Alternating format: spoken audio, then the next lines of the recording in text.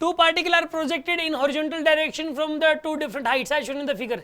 If the speed of the particle A is 10 meter per second, then find the following. A की speed कितनी है बताइए यहाँ पे? 10 मीटर पर सेकंड है ए की स्पीड, ठीक है ना? ए की speed 10 metre per second. What is the time taken by the particle A to reach the ground? इसको ए को ग्राउंड तक पहुंचने में कितना टाइम लगेगा? अच्छा, रेंज एच की वैल्यू कितनी दी हुई है आपको? ये 20 मीटर नहीं है, एच की वैल्यू 20 मीटर है. ये यहाँ से लेके यहाँ तक कितना है? ये 20 मीटर. ये वाली टोटल हाइट कितनी है बताइए? ये 80 मीटर है.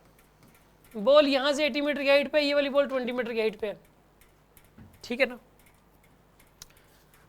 अच्छा एक बात बताओ आप मुझे, व्हाट इज द टाइम? एक तो ये बताना है कि इसको टाइम कितना लगा है. आप एक काम करो, दोनों को हॉरिजॉन्टली लॉन्च किया. दोनों को आपने कैसे लॉन्च किया? हॉरिजॉन्टली.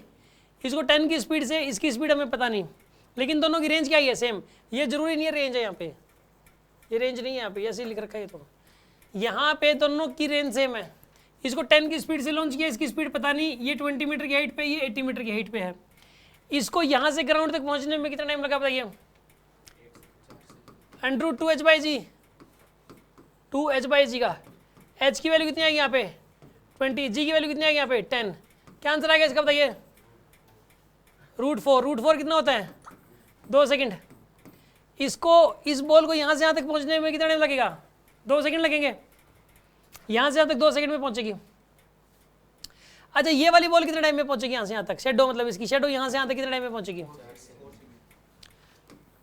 वही time is equals to under 2h/g लगाओगे आप. g की वैल्यू कितनी हो जाएगी यहाँ पे? h की वैल्यू कितनी हो जाएगी? 80. g की वैल्यू कितनी होगी यहाँ पे? 10. तो कितना आंसर आएगा यहाँ पे? 4 सेकंड्स.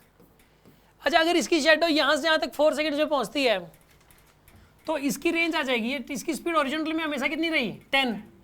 हॉरिजॉन्टल में 10 रही, और यहाँ से यहाँ तक इसकी शेडो 4 सेकंड्स में पहुँच गई. तो ये वाली रेंज कितनी आएगी यहाँ पर? ये 40 मीटर आएगा कि नहीं आएगा बताइए आप?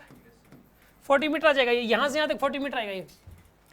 अच्छा, अब इस वाली बॉल की भी रेंज कितनी है? इस बॉल बी की भी 40 मीटर रेंज, और इसको यहाँ से यहाँ तक इसकी शेडो को पहुँचने में 2 सेकंड लग रहे हैं. तो इसकी हॉरिजॉन्टल शेडो को भी 2 सेकंड लगेंगे. तो 2 सेकंड तक चलती रही ये, और कितनी स्पीड से चलाएं कि रेंज इसकी भी 40 आ जाए. मतलब इसका हॉरिजॉन्टल कंपोनेंट Vx क्या हो कि इसको 2 सेकंड से चलाएं तो 40 आ जाए. तो Vx की वैल्यू कितनी आएगी? 20. तो यहाँ पे इसकी जो स्पीड होगी वो 20 मीटर पर सेकंड हो जाएगी. यहाँ पे इसकी स्पीड 20 होगी यहाँ पे, ठीक है? इसकी स्पीड 20 होगी, और इसकी स्पीड कितनी यहाँ पे? 10 है यहाँ पे. समझ में आ गई होगी बात आपको? तो इसके अंदर जो है ना, क्वेश्चन में क्या बोला था? What is the time taken by the particle A to reach the ground? इसका आंसर तो 4 सेकंड्स है. इसका आंसर 4 सेकंड आ गया. What is the time taken by the particle B to reach the ground? इसका आंसर 2 सेकंड आएगा. 2 second. What is initial speed of projection of the particle B? Particle B की initial projection speed 20 metre per second आएगा. ये भी आ गया.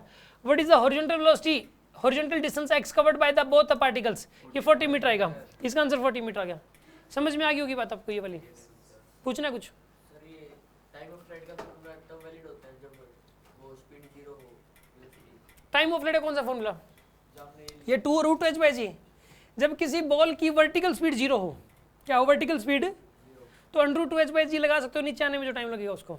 इन दोनों की हॉरिजॉन्टल स्पीड तो थी, लेकिन वर्टिकल स्पीड तो 0 थी दोनों की, तो इसलिए अंडर 2h/g लगा दिया मैंने, ठीक है? और बोलो, और कोई डाउट किसी के मन में?